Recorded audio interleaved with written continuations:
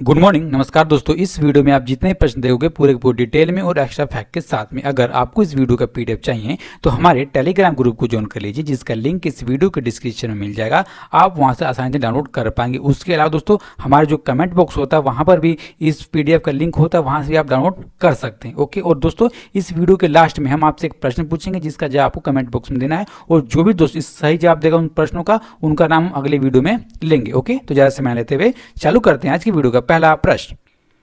Which country parliament has ban the use of TikTok on government equipment, यानी कि किस देश की सरकार ने सरकारी उपकरणों पर टिकटॉक के इस्तेमाल पर पाबंदी लगाई है? तो पाबंदी लगा दी गई है ऑप्शन नंबर सी, यानी कि अमेरिका की तरफ से, और उससे जुड़ा हुआ जो विधेयक है उसको अमेरिकी संसद में अमेरिका ने पास करा लिया सर्वसम्मति से। अब देखिए, जो डोनाल्ड ट्रंप है अमेरिका के राष्ट्रपति, उन्होंने इस विधेयक पर हस्ताक्षर भी कर दिए हैं। अब देखिए नियम कब से बन जाएगा? तो अगले महीने यानी कि 15 सितंबर 2020 से अमेरिका में ये नियम बन जाएगा। अब देखिए, इस नियम के अंतर्गत में जितने भी सरकारी कर्मचारी होंगे वो ना तो इसको डाउनलोड कर सकते हैं, ना तो इसको ऑफिशियल तौर पर इसका उपयोग कर सकते हैं। अब देखिए 15 सितंबर क्यों? क्योंकि जो डोनाल्ड ट्रंप है उन्होंने डेडलाइन दे रखी है टिकटॉक को कि अगर वो किसी भी अमेरिकी कंपनी को नहीं बेचते हैं टिकटॉक, तो उसको बैन कर दिया जाएगा अमेरिका के अंदर में। दोस्तों अब देखिए, आपको पता होगा कि भारत सरकार ने 19 तारीख यानी कि दोस्तों पिछले से पिछले महीने 29 तारीख को इसको भारत में बैन कर दिया था। कितने ऐप? तो 59 चाइनीज ऐपों में दोस्तों टिकटॉक को भी बैन कर दिया था।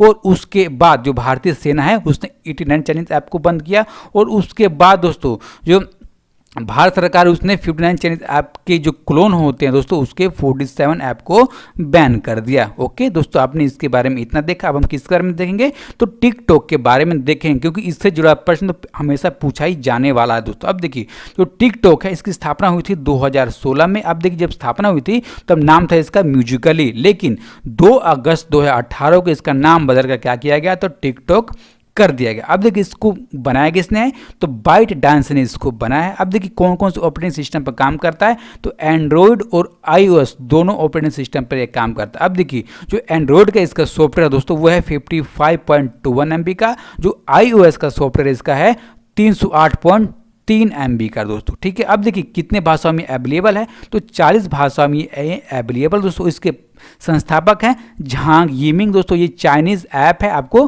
पता होगा, सही से बताने की भी जरूरत नहीं है। ओके, अब हम देखते हैं अमेरिका के बारे में दोस्तों। जो अमेरिका है इसके राष्ट्रपति कौन है? तो इसके राष्ट्रपति हैं डोनाल्ड ट्रंप, राजधानी है वाशिंगटन DC, हाउस स्पीकर है नैन्सी पेलोसी, और करेंसी कौन सी चलती है? तो यूएस स्टेट का डॉलर यहाँ पर करेंसी चलती है। अगर दोस्तों हमारी वीडियो अच्छी लग रही हो, हमारे प्रश्न अच्छे लग रहे हो दोस्तों, तो अभी वीडियो को लाइक कीजिएगा, न अगर अच्छे ना लगे तो अभी डिसलाइक कीजिएगा। ओके, और इस वीडियो को ज़्यादा ज़्यादा लोगों तक पहुँचाने के लिए दोस्तों आपसे रिक्वेस्ट है कि इसको शेयर अभी कर दीजिएगा, तब आकर आप वीडियो देखिएगा। ओके, तो देखते हैं आज की वीडियो का दूसरा प्रश्न। Who has been appointed as the new chairman of UPSC, यानी कि यूपीएससी का नया अध्यक्ष किसे बनाया गया? तो बनाए गए हैं ऑप्शन नंबर ए, यानी कि प्रदीप कुमार जोशी। अब देखिए प्रश्न बनता है कि यूपीएससी का फुल फॉर्म क्या होता है? दोस्तों इसका फुल फॉर्म होता है संघ लोक सेवा आयोग, यानी कि यूनियन पब्लिक सर्विस कमीशन, इसका फुल फॉर्म होता है। अब दोस्तों आपको पता होगा कि इसका कुछ दिन पहले रिजल्ट आया है, बहुत अच्छा रिजल्ट आया दोस्तों। आपको मैं कहूँगा कि आप इसी के लिए तैयारी कीजिएगा। अब देखिए कब तक ये अध्यक्ष बन रहेंगे? तो 12 मई 2021 तक दोस्तों ये अध्यक्ष बन रहेंगे। अब देखिए स्थान किसका लिया? तो अरविंद सक्सेना का स्थान लिया दोस्तों, जिन्होंने 6 अगस्त 2020 को सेवानिवृत्त हो गए। तो उसके बाद प्रदीप कुमार जोशी को यूपीएससी का नया अध्यक्ष बना दिया गया। अब देखिए, जो प्रदीप कुमार जोशी हैं दोस्तों 12 मई 2015 से यूपीएससी के सदस्य के रूप में काम कर रहे हैं दोस्तों। अब देखिए, इससे पहले वो यूपीएससी के छत्तीसगढ़ और मध्य प्रदेश के लोकसेवा आयोग के अध्यक्ष के रूप में काम कर चुके हैं। अब देखिए, आपको जानना होगा जो यूपीएससी है दोस्तों कितने टाइप की परीक्षा लेती है? तो 3 टाइप की परीक्षा लेती है दोस्तों। पहला कौन सा परीक्षा है? तो पहला परीक्षा है आईएएस के लिए। अब देखिए आईएएस का फुल फॉर्म क्या होता है? तो भारतीय प्रशासनिक सेवा। 2 नंबर पे आता है आईपीएस, इसका मतलब होता है भारतीय पुलिस सेवा। और 3 नंबर पे दोस्तों आता है आईएफएस, और इसका मतलब होता है भारतीय विदेश सेवा। ओके, अब देखते हैं अगला प्रश्न 3 नंबर के लिए। Who was appointment the new inspector general of CRPF, यानी कि सीआरपीएफ का नया महानिदेशक किसे नियुक्त किया गया। दोस्तों आईजी बना दिए गए हैं ऑप्शन नंबर यानी कि पीएस रानीपासे, और ये 1995 बैच के उड़ीसा कैडर के एक आईपीएस अधिकारी हैं। अब देखिए इससे पहले ये 2013 में उड़ीसा की तरफ से दोस्तों पुलिस महानिदेशक के तौर पर काम कर चुके हैं। ठीक है, अब देखिए यहाँ पे प्रश्न बनता है जो सीआरपीएफ है इसका फुल फॉर्म क्या होता है, तो इसका फुल फॉर्म होता है सेंट्रल रिजर्व प्रोटेक्शन फोर्स। क्या, सेंट्रल रिजर्व प्रोटेक्शन फोर्स इसका फुल फॉर्म होता है। दोस्तों आप इसको याद कर लीजिएगा। Okay, next question, which payment bank has tie up with Bharti AXA to start shop insurance, यानी कि किस पेमेंट बैंक ने दुकान बीमा शुरू करने के लिए भारतीय एक्सा के साथ समझौता किया है, तो समझौता किया गया है ऑप्शन नंबर बी यानी कि एयरटेल पेमेंट बैंक ने। अब देखिए दोस्तों जितने भी एयरटेल पेमेंट बैंक के ग्राहक हैं, जो खुदरा विक्रेता हैं दोस्तों, जो व्यापारी हैं, उनकी सहायता के लिए चालू किया गया। अब देखिए अगर कोई स्थिति आती है कि इन ग्राहकों की जो दुकान होती है, ये दोस्तों फैक्ट्री होती है, उसमें आग लग जाए, ठीक है, किसी कारण चोरी हो जाए और बाढ़ आ जाए, भूकंप, भूस्खलन, दंगा, हड़ताल, किसी भी दुर्भाग्यपूर्ण स्थिति में अगर नुकसान होता है उन ग्राहकों को, उन खुदरा विक्रेताओं को दोस्तों, तो इस एयरटेल पेमेंट बैंक के तहत में जो भारतीय एक्सा जनरल इंश्योरेंस है इसके तहत लाभ दिया जाएगा। अब देखिए लाभ कितना दिया जाएगा, तो इनको 2 लाख से लेकर के 25 लाख तक की बीमा राशि दी जाएगी। दोस्तों अब देखिए हम जानेंगे इसके बारे में, तो जानेंगे हम एयरटेल पेमेंट बैंक के बारे में। अब देखिए इसके पेमेंट बैंक के एमडी एंड सीईओ हैं अनुव्रत विश्वास, और इसका मुख्यालय है न्यू दिल्ली में। ठीक है, अब देखिए जो भारतीय जनरल इंश्योरेंस है दोस्तों, इसके पेरेंट टाइम के एमडी और सीईओ कौन है, वह है संजीव श्रीनिवासन, और दोस्तों इनका हाल ही में नियुक्ति हुई है, इसीलिए बहुत ही इंपॉर्टेंट हो जाता है। अब देखिए इसका मुख्यालय कहाँ है, तो इसका मुख्यालय है मुंबई में। अब देखिए दोस्तों आपको पता होगा कि एयरटेल पेमेंट बैंक और जो भारतीय जनरल इंश्योरेंस है दोस्तों, इसने साथ में मिलकर कोविड-19 से बचने के लिए 2 योजना पहले ही लॉन्च कर चुके हैं दोस्तों। उस योजना का नाम है, तो उस योजना का नाम है Bharatiya AXA group health insurance policy, और इसके तहत में 25,000 तक की दोस्तों सहायता की जाएगी। ठीक है, और दूसरी योजना कौन सी है, तो ग्रुप हॉस्पिटल कैश, और इसके तहत में जो भी कोविड-19 से संक्रमित होता है उसको 500 रुपये तक की राशि दी जाएगी इंश्योरेंस के तहत में दोस्तों, प्रतिदिन के हिसाब से। ओके, नेक्स्ट क्वेश्चन देखते हैं 5 नंबर के लिए। Who was appointed by PNB housing finance as the new MD and CEO, यानी कि पीएनबी हाउसिंग फाइनेंस के नए एमडी और सीईओ के रूप में किसे नियुक्त किया गया, तो नियुक्त किए गए ऑप्शन नंबर डी यानी कि हरदयाल प्रसाद। अब देखिए दोस्तों इससे पहले जो हरदयाल प्रसाद हैं वो एसबीआई कार्ड पेमेंट सर्विसेज के एमडी और सीईओ के रूप में ये काम कर चुके हैं। अब देखिए जो पीएनबी हाउसिंग फाइनेंस में एमडी और सीईओ बनने के लिए दोस्तों इन्होंने एसबीआई से 15 जुलाई 2020 को इस्तीफा दे दिया था, और जो इनका इस्तीफा है वो स्वीकार कर लिया गया एसबीआई की तरफ से 31 जुलाई 2020 को। ठीक है, अब देखिए इनकी घोषणा कब गई, तो 6 अगस्त 2020 को इनके लिए घोषणा की गई, और ये अपना पदभार संभालने वाले हैं 10 अगस्त 2020 से। दोस्तों आपको याद करना होगा। ठीक है, अब देखिए जो पीएनबी हाउसिंग फाइनेंस है इसका हेडक्वार्टर कहाँ है, तो इसका हेडक्वार्टर है न्यू दिल्ली में, और इसकी टैगलाइन है घर की बात। और काफ़ी दोस्तों पेपर में टैगलाइन पूछा जाता है, इसीलिए आप इसको ध्यान से याद कर लीजिएगा। इसकी टैगलाइन क्या है, तो घर की बात इसका टैगलाइन है। Okay, next question, which is first state in India to partner with Google India to provide learning tools for schools, यानी कि स्कूलों के लिए शिक्षण उपकरण प्रदान करने के लिए गूगल इंडिया के साथ साझेदारी करने वाला भारत का पहला राज्य कौन सा बन गया है, दोस्तों पहला राज्य बन गया ऑप्शन नंबर बी यानी कि महाराष्ट्र। अब देखिए जो साझेदारी की गई महाराष्ट्र की तरफ से गूगल इंडिया के साथ दोस्तों इसमें किया जाएगा, तो जितने भी गूगल के लर्निंग ऐप है जिनके माध्यम से हम अपने विद्यार्थियों को पढ़ा सकते हैं, उन ऐपों का उपयोग किया जाएगा महाराष्ट्र सरकार की तरफ से अपने विद्यार्थियों को पढ़ाने के लिए। दोस्तों हम जान रहे हैं कि महामारी के बीच में और अभी तक जितने भी हमारे स्कूल हो गए, कॉलेज हो गए, वो खुल नहीं पाए, और इस दौरान जितने भी विद्यार्थी होंगे उनको पढ़ाने के लिए कदम उठाया गया महाराष्ट्र सरकार की तरफ से। अब देखिए जो गूगल है वो अपने कौन कौन से एप्लीकेशन का उपयोग करेगा पढ़ाने के लिए। दोस्तों पढ़ाने का उपयोग कर सकता है वो अपने गूगल सूट, गूगल क्लासरूम और गूगल मीट का उपयोग कर सकता है दोस्तों। ठीक है, और इसके उपयोग करने के साथ ही राज्य के 2.3 करोड़ जो भी विद्यार्थी हैं उनको लाभ मिलेगा। अब देखिए जो भी इसके शिक्षक होंगे इसको पढ़ाने के लिए पहले गूगल की तरफ से दोस्तों प्रशिक्षण यानी कि ट्रेनिंग दी जाएगी, केवल बिल्कुल फ्री में दोस्तों। ठीक है। अब देखिए इसमें पढ़ाने के लिए अभी प्रेजेंट टाइम पर 1.5 जो लाख शिक्षक है उन्होंने डिजिटली इसमें रजिस्ट्रेशन कराया पढ़ाने के लिए। ओके, अब हम जानेंगे दोस्तों किसके बारे में, तो अब हम जानते हैं गूगल के बारे में। दोस्तों जो गूगल है इसकी स्थापना हुई थी 5 सितंबर 1998 को। हेडक्वार्टर है माउंटेन व्यू कैलिफोर्निया।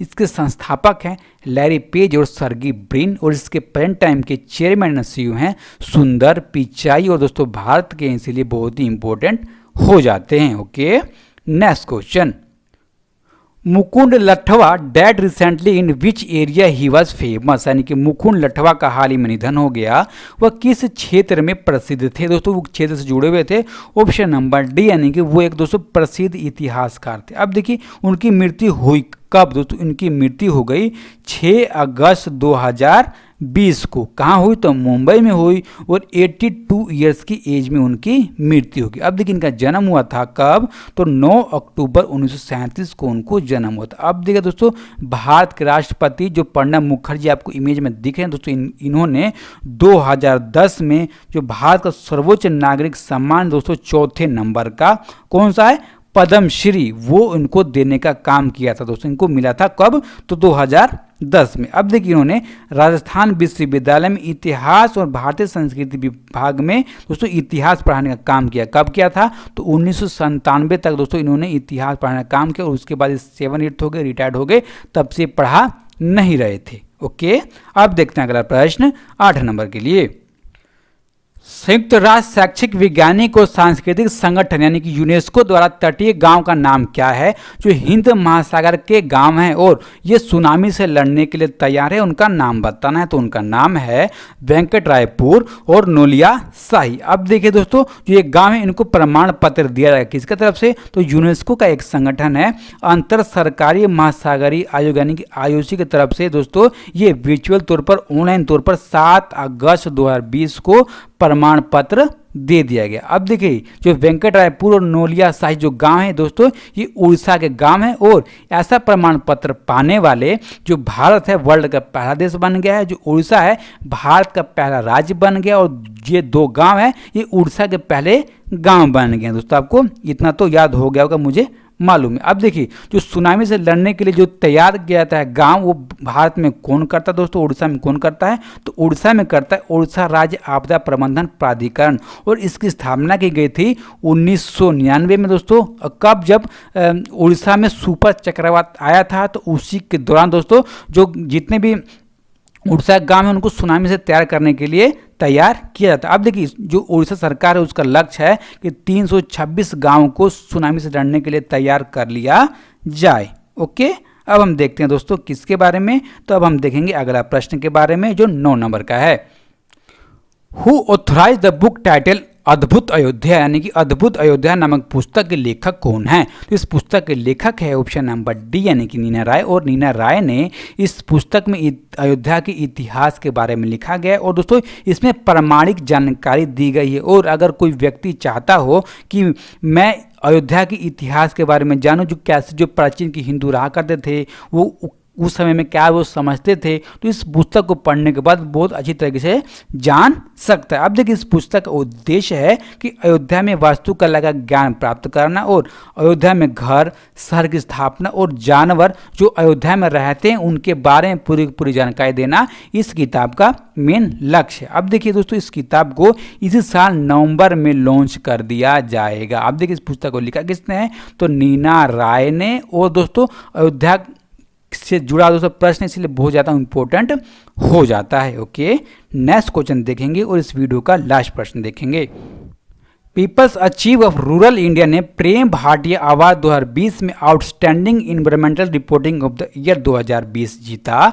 उस व्यक्ति का नाम बताना है जिसने आउटस्टैंडिंग पॉलिटिकल रिपोर्टिंग के क्षेत्र में 2020 का प्रेम भाटिया अवार्ड जीता है। दोस्तों ये जीता है ऑप्शन नंबर सी यानी कि दीपांकर घोष ने। अब देखिए दोस्तों मैं आपको पहले बताना चाहूँगा कि जो प्रेम भाटिया अवार्ड है इसको हर साल 2 क्षेत्रों में दिया जाता है अच्छी रिपोर्टिंग के लिए। अब देखिए क्षेत्र कौन सा है, दोस्तों पहला क्षेत्र है पर्यावरण यानी कि इन्वायरमेंटल, और दूसरा क्षेत्र है पॉलिटिकल यानी कि राजनीतिक के क्षेत्र में अच्छी रिपोर्टिंग के लिए दिया जाता है। अब देखिए जो पर्यावरण के क्षेत्र में 2020 में किसको अवार्ड दिया गया, तो people's archive of rural India. दोस्तों ये है क्या, तो ये एक गैर लाभकारी पत्रकारिता वेबसाइट है, यानी कि दोस्तों इसमें जो भी जनता होती है उसको फंड करती है, पैसे देती है, जिसके माध्यम से ये वेबसाइट चलती है। दोस्तों अब देखिए दूसरे कौन है जिन्होंने पॉलिटिकल के क्षेत्र में इस पुरस्कार को जीता है। दोस्तों दूसरे हैं दीपांकर घोष, और ये इंडियन एक्सप्रेस के रिपोर्टर हैं। दोस्तों अब देखिए इन्होंने कौन सी रिपोर्ट दिखाई, तो इन्होंने रिपोर्ट दिखाई कि जो मार्च में लॉकडाउन लगा था भारत में दोस्तों, और उस दौरान जो भी प्रवासी मजदूर हैं अपने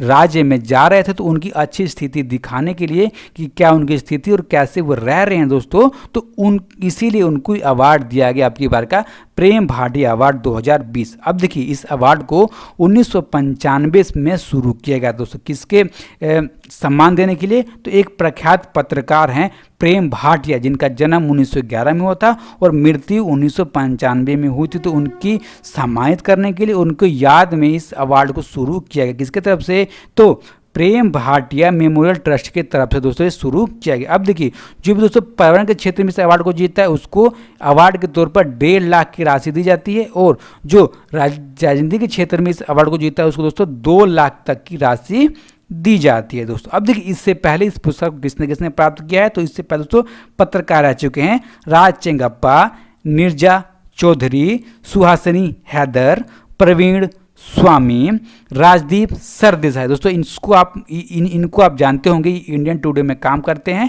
ठीक है, और ये महाराष्ट्र के रहने वाले हैं दोस्तों। और लास्ट में कौन है, पी साइना। दोस्तों इनको प्रेम भाटिया अवार्ड से नवाजा जा चुका है, इनको मिल चुका है दोस्तों, ठीक है। अब हम देखेंगे जो हमने कल के वीडियो में प्रश्न पूछा था, हमने क्या पूछा था कि where is India in generating e waste in the world. देखिए वर्ल्ड ई कचरा जनरेट कर रहे हैं, भारत का नंबर कितना, तो भारत का नंबर है वर्ल्ड तौर पर ऑप्शन नंबर सी यानी कि 3 नंबर का। तो नंबर 1 कौन है, तो नंबर 1 चीन है, नंबर 2 अमेरिका, और नंबर 3 आता है भारत का। दोस्तों आप याद कर लीजिएगा। अब देखिए इस प्रश्न का सही जवाब किसने दिया है, तो विजय कुमार, पूजा पाठक, शक्ति कुशवाहा, वाल्मीकि कुमार, छोटू आर्यन और अमन कुमार, इन सब दोस्तों ने इस प्रश्न का सही जवाब दिया है दोस्तों, ठीक है। अब हम देखेंगे आज का प्रश्न, और इस प्रश्न के बारे में दोस्तों आपको जितना ही मालूम होगा पूरा का पूरा कमेंट बॉक्स में लिख दीजिएगा, और अगर आप लिख देंगे तो आपको याद हो जाएगा दोस्तों, ठीक है। अगर आपको वीडियो अच्छी लगी हो और जो भी दोस्त चैनल पर अभी तक नए हो और जिसने वीडियो लाइक ना किया हो अभी लाइक कर दीजिए और चैनल को सब्सक्राइब कर लीजिए, और इस वीडियो को ज़्यादा लोगों तक पहुंचाने के लिए, जानकारी पहुंचाने के लिए दोस्तों शेयर जरूर कर दीजिए, जितने भी आपके स्टडी रिलेटेड ग्रुप हैं, ओके, अपने दोस्तों के बीच में शेयर कर दीजिए। अपनों और अपनों ख्याल रखिए। नमस्कार, धन्यवाद।